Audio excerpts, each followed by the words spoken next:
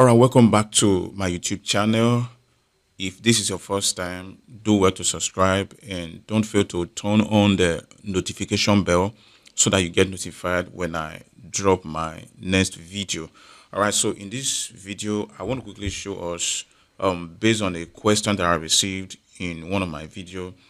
It says, please make a video on blending backgrounds together. So what this person literally means is he wants to know how to combine multiple backgrounds together for them to be able to work as one, right?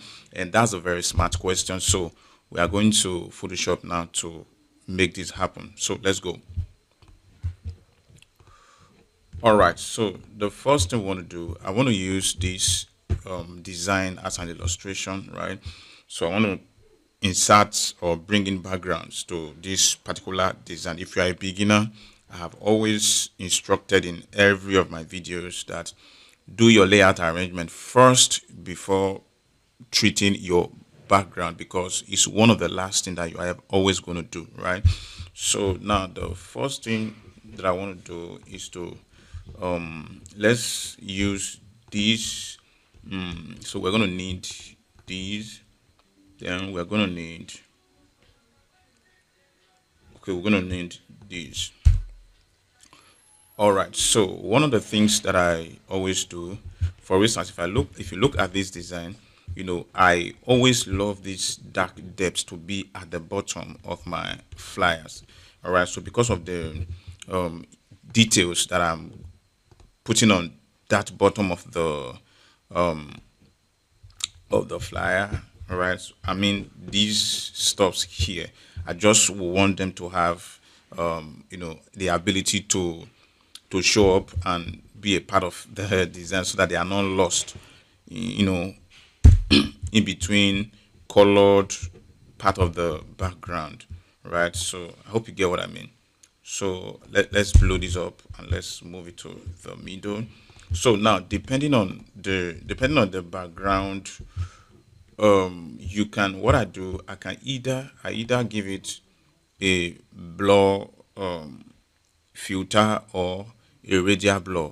For instance, this has already been given something like a radial blur, but I want to give it a Gaussian blur, so that I'm getting a Gaussian blur. So I'm going to bring it down, reduce the radius a little bit so that it's not flat, you see. So I'm going to just reduce the radius a bit. Okay, so the next thing is we're going to bring in another background, because definitely you see the top, the top is kind of not what I want, so I want to bring in another one. So let's assume we want to add this. So because when I'm working with background, I target the areas in the background that I want. You necessarily don't have to use every area or every part of that background. For instance, I want to flip this vertical. Yeah. So now I want to give it a radial background. I want it to have these spin effects, right? Okay. So you can put in as much value as you want to put. So I'm going to move this and make sure it's above the other one. So what I'm going to do is now I want to, don't forget the other background that is at the bottom before. I love this bottom part of it, right? So this place is what I want to fill up now, the top. So I open this again, and I'm going to take my polygonal lasso to ensuring that the second, the one that I want to blend is the one that is selected, I mean the layer. So I'm going to select the part of it that I want to get rid of, right? Because it's the bottom part that I want to take out. So the next, I'm going to give it a feather of either 100 or 200, depending on what works for me, right? Depending on the quality of the background. All right, so I have deleted now. You see, it's now blending to the background, to the other background, I mean. All right, so you see I've been able to bring in two backgrounds working as one. So the next thing is, maybe I want to have a congregation at the background as well, people lifting up their hands. So I'm going to do the same thing. I'm going to copy this. I'll come here and I'm going to place it above the second stuff, right? So let's do a proper arrangement. Let's scale it. Okay, so now you see I want to ensure that it's showing perfectly at the background. So what I want to do again is to also take my polygonal lasso tool and blend the parts, you know, that I want to blend with the background. I'll pick it, select it, and give it a vector of 200. Let's see if 200 is going to work. That was too much. So we're going to use 100 now. 100. Okay, beautiful. Excellent. So now the next thing that I'm going to do, I want to reduce the opacity of this stuff. It doesn't have to be that obvious, right? I'll reduce the opacity. Then before reducing the opacity, one thing I can do is to adjust the hue, right? So that the colors can at least blend together. You can blend with the other color. Let's see how we're going to blend it. Let's see how it's going to work. Okay, let's move it this way. Okay, let's tone the saturation down a little bit. Okay, I think this is closer so that it doesn't give us a different theme, because by the way, it is the theme of the program that is going to set the tone for the background that is going to use, right? So I've explained that in one of my video, I think. So you can go through my YouTube channel and you're going to see many videos that I've created, on creating a church flyer and on this very matter. Right, so we're going to do the same thing with this one. So let's adjust the hue. Let's see how we get it close to the background, as close as possible. Right, beautiful. So we are also going to take our polygonal lasso to select this part of the design, or the image, sorry.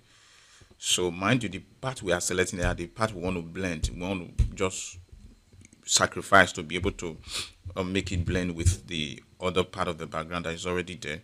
So I'm going to bring the opacity down a little bit, right?